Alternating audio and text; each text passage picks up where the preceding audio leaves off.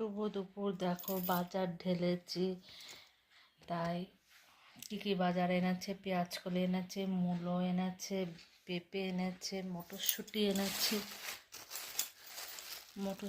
এনেছে, বেতের শাক এনেছে 1 গাদা, 3 দিনের বেতের শাক।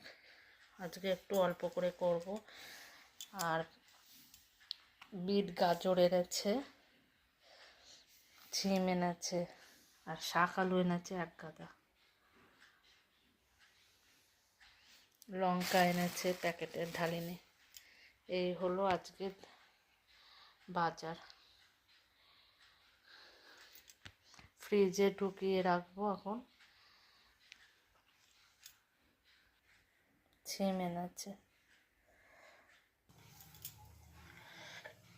সবজি কাটা হয়ে গেছে।